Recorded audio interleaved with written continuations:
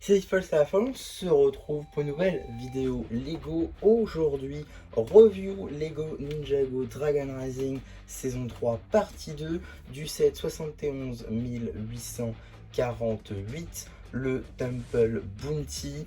Un set donc qui compte 2387 pièces et qui est sorti le 1er juin 2025 au prix public de 199,99 €. Donc on est en phase du tout dernier Bounty en date. Et déjà, je peux vous dire une chose, c'est sans doute l'un des meilleurs Bounty déjà en termes de comment est-ce qu'il rend. Voilà, c'est franchement un très beau bateau. C'est personnellement le deuxième Bounty que je monte. C'est celui que j'ai le plus aimé monter. Il était juste parfait. Le montage était très cool. Il y avait beaucoup de techniques plutôt sympathiques que j'avais jamais vues avant. C'est plutôt sympa. On va en discuter évidemment. Mais tout d'abord, les mini-figurines. Juste ici, vous avez Cole, chasseur de fantômes, une film pas vraiment exclusive. En effet, on la retrouve dans deux références. Tout d'abord, le Bounty, dont vous êtes en train de regarder la review évidemment, ainsi que le véhicule tout-terrain, donc un set à 90 €. Autant dire, une mini-figurine peu facilement trouvable. Voilà, c'est une figurine qui va être assez compliquée, seulement un set assez onéreux. Donc voilà, espérons qu'il soit dans un magazine, ce serait quand même cool. En tout cas, en ce qui concerne les pièces, on va voir pas mal de choses à dire. Tout d'abord, les cheveux, c'est du 2017. De même pour la tête, effectivement sorti pour le film. Ce qui est de l'épaulette, c'est tout nouveau en juin 2025 avec une déclinaison noire et dorée. C'est un dual molded. Et le torse et jambes, plutôt sympathique d'ailleurs, avec des bras en dark pearl grey qui sont eux aussi de la nouveauté juin 2025. Le détail du torse est franchement très sympathique avec toutes ces lanières en dark tan, c'est franchement du plus bel effet. De même pour le dark red qui est commun à tous les ninjas, qui est plutôt pas mal je trouve sur certains, notamment je pense à Zane ou encore ici Cole qui n'ont jamais eu de dark red sur leur tenue. Ça change un petit peu. On a également des jeux de lumière comme ceci. On a également du orange, couleur préférée de Cole évidemment. On retrouve ce détail de lanière en dark tan à l'arrière du torse. De même ce logo peint en orange de Cole, c'est là encore du plus bel effet. En termes d'expression faciale, on la connaît déjà, mais on va quand même en faire un tour. Avec ici la toute première avec le Cole qui est pas content. Et ici, le Cole, il est content. En termes d'accessoires, un katana doré et une Reveal Blade. Brazera. Ah, pas de commentaire? Non. Non, plus sérieusement, on va quand même un petit peu la décrire. Effectivement, donc, ce nouveau moule de cheveux, qui est donc une nouveauté de mars 2024. De même, donc, juste ici pour la tête, qui cette fois-ci, c'est du juin 2023. En effet, Brazera n'a jamais eu de toute nouvelle tempographie, de toute nouvelle expression faciale. Donc voilà, ça c'est un petit peu dommage, peut-être quelque chose à modifier. De même pour toutes les figurines en réalité. Parce que oui, cette mini-figurine, c'est depuis mars 2024 qu'on se la coltine. On n'a jamais eu de variante, même si techniquement, une figurine sans épaulette, j'appelle pas ça une variante personnellement. Effectivement, ça fait plus de 10 références maintenant qu'on a cette même Brazera. Il s'agirait peut-être de faire une toute nouvelle version, ça pourrait être sympathique. De même, avec une toute nouvelle expression faciale, ça pourrait être très sympa aussi. Voilà, pareil, torse et jambes, certes très sympathique en dark red avec certains imprimés qui reprend donc du sand green ou encore du dark red ou même du orange. Ça reste très sympathique, mais qu'on a déjà vu et revu. De même pour l'arrière du torse qui est lui aussi très sympathique, un petit peu amusant, qui va bien dans le thème du personnage, mais une nouvelle tenue ne serait pas de trop. En termes d'accessoires, un katana doré. L'un des réels plaisirs du set, c'est cette toute nouvelle et exclusive figurine de Zane, chasseur de fantômes. Certes, elle n'est pas canon, en tout cas pour l'instant, parce qu'on a vu des épisodes qui ont fuité, la tenue n'apparaît pas du tout. De toute façon, Zane n'apparaît pas plus. Néanmoins, c'est quand même une tenue très sympathique, je trouve, avec de très beaux détails qui rendent super bien. Tout d'abord, on va faire de la tête aux pieds avec les cheveux qui, bon, le moule apparaît effectivement en 2017, néanmoins dans ce coloris, ça apparaît à partir de janvier 2021 avec l'épique Battle Set de Zane. Pour ce qui va de la tête, ce sera du 2018 avec Sons of Garmadon. Pour ce qui va être de l'épaulette, contrairement à tous les autres, ce n'est pas exclusif. Effectivement, on retrouve cette épaulette sur la figurine Ninjago Legends de Maître Wu dans le Dragon Gardien. Pour ce qui est du torse et des jambes, ce sera de toute nouvelle topographie avec également le Dark Red qui est une toute nouvelle couleur pour Zane. Vous ne l'avez jamais eu avant, ce qui rend d'ailleurs super bien. Si je retire l'armure, on peut mieux apercevoir les détails du torse avec ses lanières du coup en Dark Tan, avec ses étiquettes également. C'est franchement très sympa.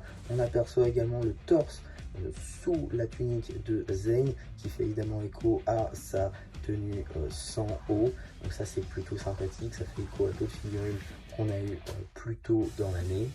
À l'arrière, on retrouve encore une fois ces lanières en Dark Tan et également le logo du ninja, ici donc de Zane, peint à la main. Pour cette couleur bleue, c'est parfait. En termes de tempographie, maintenant, Zane dispose donc d'expression faciale, une seule, voilà, juste Zane énervé. Néanmoins, on retrouve tout de même des impressions à l'arrière de la tête. Voilà, donc ça reste quand même présent. On a quand même deux topographies, que ce soit à l'avant ou à l'arrière de la tête, même si ce n'est pas une expression faciale. En termes d'accessoires, deux katanas dorés. Également une deuxième bonne surprise du set, c'est la minifun exclusive de Nia, chasseuse de fantômes. En effet, dans cette configuration, la minifun est exclusive. Là, effectivement, il y a une seule pièce qui est exclusive à ce set, c'est l'épaulette. Le tissu en déclinaison dorée et Dark Azur qui marche franchement très bien, puisque tout le reste a déjà été vu, notamment dans le set 4+, le duel de voitures de course de Rogue et Driggs que j'ai d'ores et déjà présenté sur la chaîne si ça vous intéresse. Néanmoins, du coup, le torse, les jambes, la tête et les cheveux ne sont pas exclusifs à cette mini-figurine, seule l'épaulette l'est, donc c'est plutôt sympa, hein, ça donne une dernière variante effectivement, parce que sinon je crois qu'on a vu toutes les variantes sur la chaîne, donc ça c'est plutôt cool. Par contre le torse et les jambes on les a déjà vus, toujours avec le retour du Dark Red pour Nia, c'est plutôt sympa. Les petites lanières en Dark Tan également. Voilà, cette figurine vous l'avez déjà vu évidemment. Maintenant on va faire de la tête aux pieds. Donc les cheveux, c'est de la nouveauté pour le moule de 2021 avec la saison 15 qui était en déclinaison transparente, et on a également une déclinaison comme ceci, hein, en noir et en dark azur pour la firme anniversaire des 10 ans. Pour ce qui est de la tête, c'est de la tête tout ce qui est de plus classique de 2017, et torse et jambes, c'est juin 2025. Toujours le logo peint à la main avec le logo de Nia ici, d'ailleurs de la même couleur que celui de Zane, plutôt sympa, avec toujours ses lanières en Dark Tan. Donc maintenant, juste ici, vous voyez la première expression faciale, et juste ici, la deuxième. En termes d'accessoires, deux katanas dorés. Juste ici, vous avez la minifun de Zark, le membre en trop, et donc cette minifun n'est pas du tout exclusive. En effet, on la retrouve dans deux autres sets, l'Arc Dragon of Focus sorti en mars 2025, première apparition, et pour ce qui est de sa deuxième, ce sera Round 2 le Maître Dragon à 45 €, le moyen le moins cher pour obtenir le personnage. Voilà, avec donc ce tout nouveau moule de chapeau fait exprès qui est raté. C'est pas qu'il est raté, c'est que c'est pas la bonne forme en fait, c'est un peu dommage, surtout qu'ils sont pas basés sur des concept art puisque Sark était déjà présent depuis la saison 2. Voilà, c'est un petit peu dommage, je trouve, que le chapeau soit pas 100% comme dans la série, mais bon, ça marche quand même un petit peu, on reconnaît le personnage, c'est le principal. Le torse et la pièce de jupe, très sympathique d'ailleurs, avec toutes ces chaînes dorées, le côté un peu corrompu presque, avec le côté noir, violet, qui corrompt le personnage en fait, avec toutes ces chaînes et le cadenas.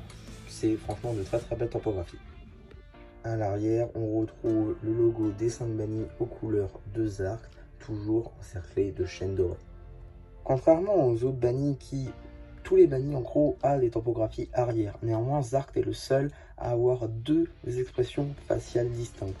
Ici, donc, on voit Zark qui n'a pas l'air d'être très content, et ici, il l'est encore plus. Petit détail très sympa, c'est le fait qu'on aperçoive les yeux de Zark à travers le chapeau, ce qui ne devait pas être très facile, donc franchement, c'est franchement du plus bel effet. En termes d'accessoires, un nunchaku à manche sand green. Juste ici, vous avez la minifun de Rogue, qui n'est pas une minifun exclusive. En effet, avec les épaulettes, on la retrouve notamment donc dans le village de la tempête draconique. Donc voilà, c'est pas une minifun exclusive, néanmoins très bien détaillé avec pas mal de très beaux éléments.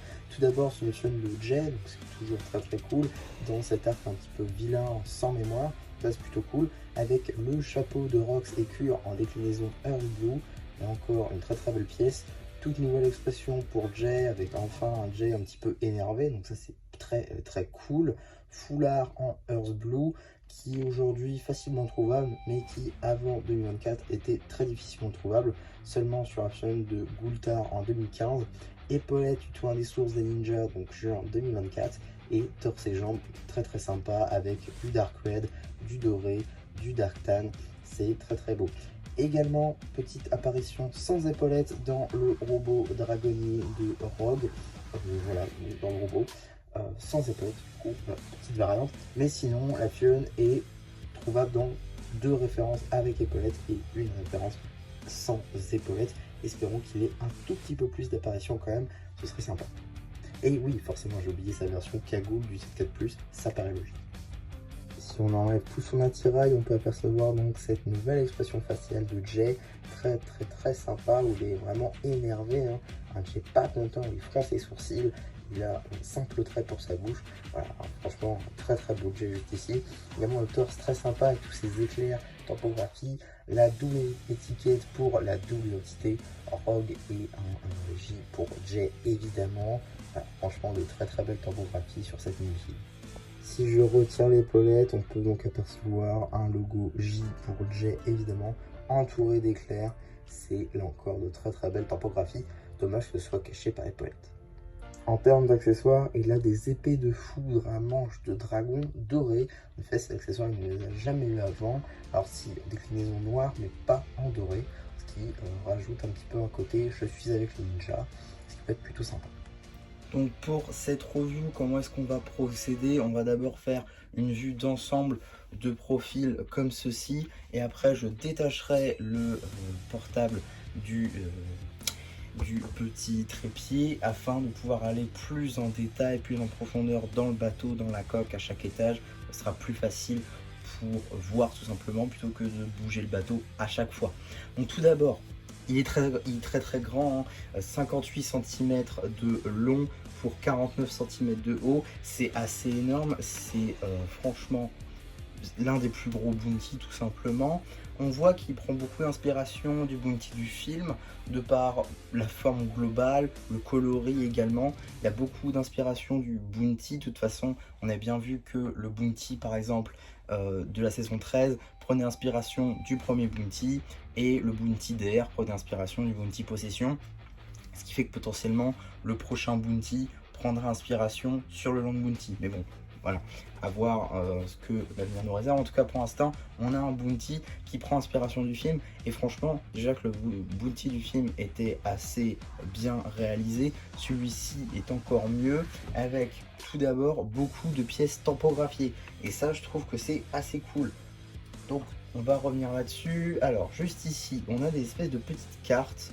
Voilà, en écriture Ninjago, je sais pas trop ce que c'est écrit honnêtement. Je pense que c'est peut-être Spectral Lens, peut-être, parce que c'est les initiales. Ou alors Temple Bounty, c'est pas impossible, avec un T et un B. J'avoue, j'ai pas regardé, j'ai pas pris le temps. Mais en tout cas, on en a beaucoup dans ce set, puisqu'on en a 1, 2, 3, 4 de chaque côté. Donc ça fait 8 cartes en tout, c'est assez énorme. Et tout ça, c'est tampographié, c'est aucun sticker à poser. C'est plutôt cool.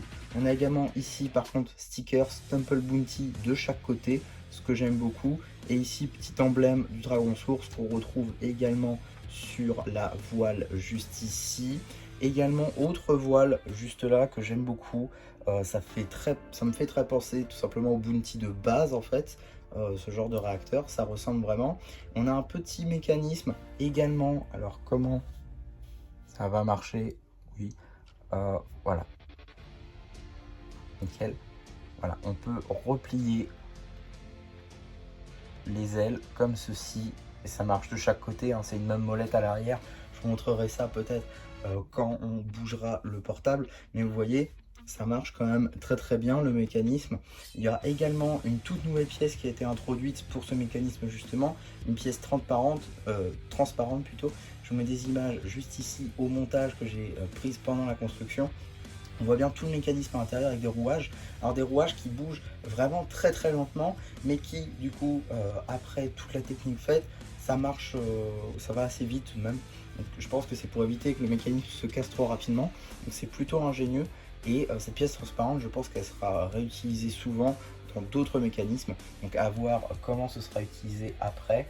ça peut être plutôt intéressant.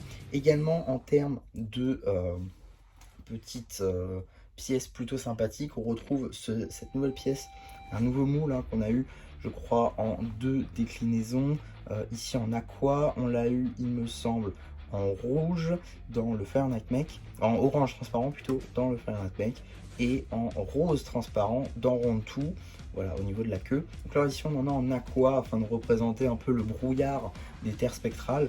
De même pour les têtes, juste ici pour les lanternes c'est des têtes en aqua, donc ça colle aussi avec le truc spectral. Peut-être des têtes rouges transparentes auraient été un tout petit peu mieux, mais bon. Vous aurez également reconnu ce petit dragon qui passe tout au long du bateau, ce qui fait évidemment penser à la tête de dragon qu'il y a en fait à l'avant des bounties. Là on voit bien qu'il n'y en a pas tout à l'avant, néanmoins elle est là, donc la tête de dragon. Tête de dragon qui est donc ce tout nouveau moule qui apparaît notamment pour la tête de Round 2, mais également pour le Guardian Dragon et donc de Ninjago Legends. Cette fois-ci en déclinaison rouge avec une toute nouvelle topographie. C'est franchement super bien fait. Par contre, ce que je comprends pas, c'est que la mâchoire est 1000 fois mieux faite que sur Round 2. Mais bon, pourquoi pas. Également sur les voiles, on a d'autres petites écritures comme ceci, qui sont différentes d'ailleurs. Je pense les avoir mises dans le bon sens, oui, puisque on voit que les écritures ici. Voilà, je pense que ça doit avoir une signification. Hein. Peut-être Temple Bounty. Je pense que ça colle. Voilà, je veux pas m'avancer, mais je pense que ça colle. Et ici, comme je vous l'ai dit, hein, le logo du Dragon Source que Lloyd avait à l'arrière de sa tenue en DR1. On retrouve également ici le petit gouvernail. Donc ça, c'est plutôt sympathique. Et comme je vous l'ai dit tout à l'heure, toute cette partie-là, c'est un copier-coller de l'autre côté. Voilà. Donc pour la vue de profil, on a terminé. Maintenant, on va passer à la vue, on va dire, de près. Donc je vais détacher le portable et on va tout de suite regarder ça. Alors je suis désolé, mais ma lumière est derrière moi, du coup forcément on va y avoir mon ombre. Voilà, je suis là, donc désolé s'il n'y a pas trop de lumière, mais je vais essayer de faire au mieux. Donc juste ici, vous voyez un tout petit peu mieux les impressions de la tête. C'est franchement une très belle pièce, magnifique topographie, un très beau moule également. On a également les cornes qui sont faites avec ces arabesques dorées. Voilà, donc tout le corps qui vole tout autour du bounty. On a également le gouvernail juste ici. On s'attaquera à cette partie un petit peu après. Moi, je voudrais revenir tout d'abord sur les différents modules. Donc juste ici, on a un module qu'on va pouvoir retirer évidemment. Donc voilà, un premier module qui peut être retiré pour arriver à la cale. Et ensuite, on peut également retirer le toit ici. Mais également ce toit là, mais également si le dragon veut bien me laisser passer, ce serait sympa.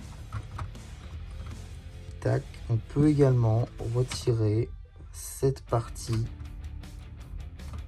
Alors mince, c'est compliqué. Donc voilà, j'ai retiré donc l'autre partie qu'on va pouvoir poser à côté du toit que j'ai retiré tout à l'heure.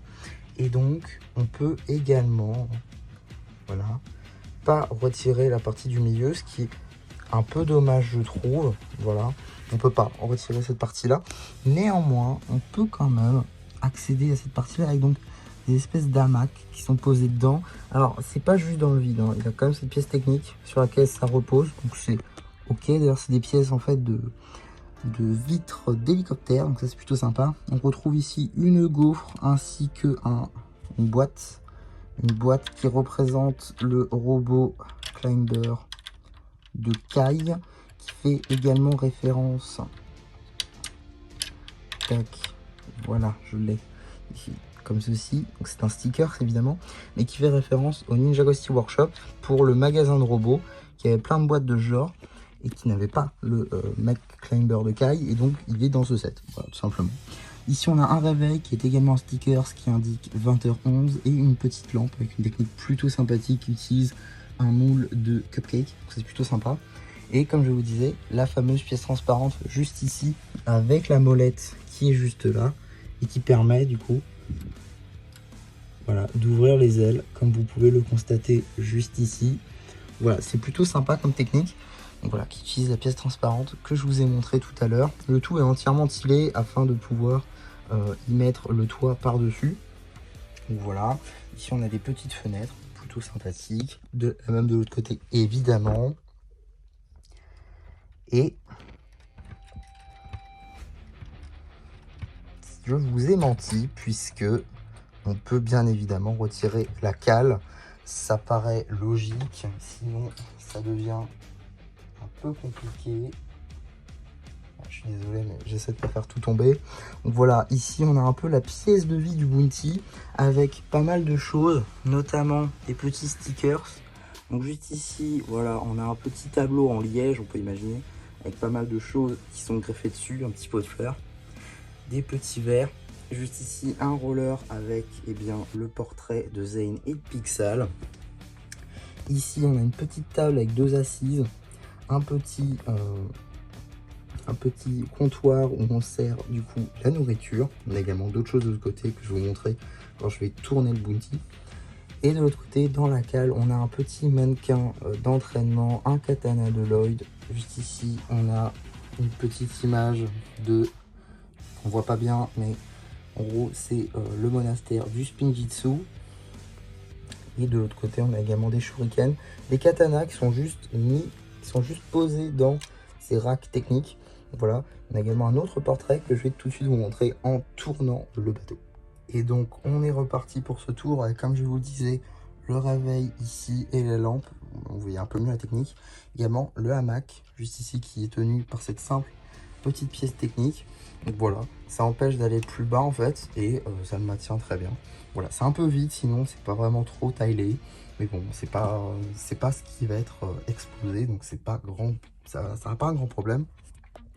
Ensuite, on a d'autres petits cadres juste ici, avec tout d'abord un petit poster qui représente, que je ne vous dise pas de bêtises, un simple vaisseau spatial. Voilà, donc c'est pas vraiment un truc de Ninjago.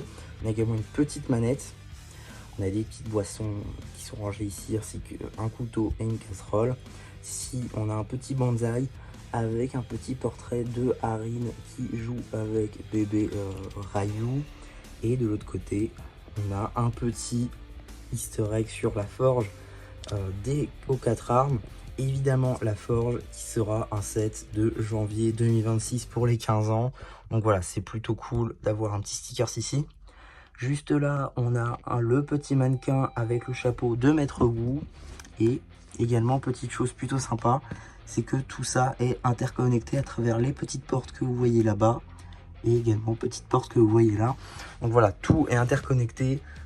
C'est logique en fait pour y accéder. Donc c'est plutôt cool. Et également, même cette partie peut être y accéder, puisque on va le voir tout de suite quand je vais remettre tous les premiers modules. Ça, on va voir étage par étage. Et donc nous revoilà avec le premier étage de posé. Donc on va commencer par là-bas avec ce petit mini bâtiment, on va dire, ce mini temple.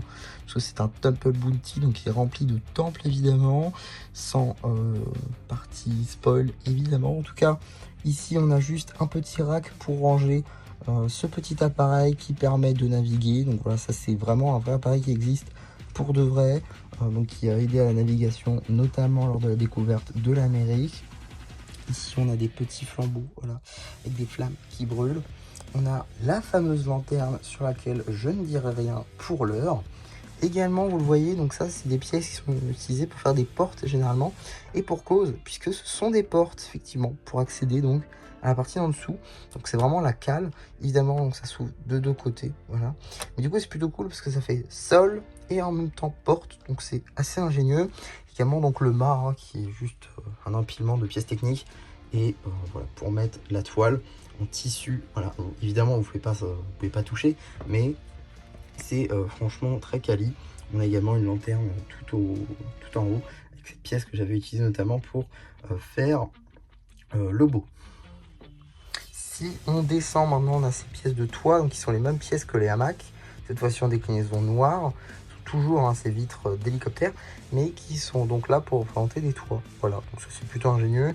On retrouve juste ici ces petites tiles décorées pour représenter en fait Temple Bounty. Donc c'est ma théorie, pour le coup j'ai pas regardé, pour vérifier. Vous pouvez me dire en commentaire si vous le savez. À l'arrière on retrouve une salle beaucoup plus grande déjà, avec un petit trophée Nanofig en doré juste ici. Une petite carte d'Ether Spectral juste là. Voilà, si on retourne, on a le panneau de commande du Bounty. Plutôt bien caché, ça me fait surtout penser à une petite fonctionnalité qu'il y avait dans le phare de la vague d'Eve de Departed. À l'arrière, on a une petite... J'ai oublié comment ça s'appelle, super, pas un télescope, mais... Enfin bref, toujours pour voir à l'horizon. On a une petite lettre et une petite plume. Et juste ici, une pièce que je trouve magnifique, que je vais tout de suite vous montrer en tournant le bateau. Ici, donc en pleine lumière, c'est franchement une magnifique topographie qui fait évidemment écho à la Cité des Temples, avec du coup le logo juste ici en le milieu, les petits dragons sur le côté, c'est vraiment magnifique.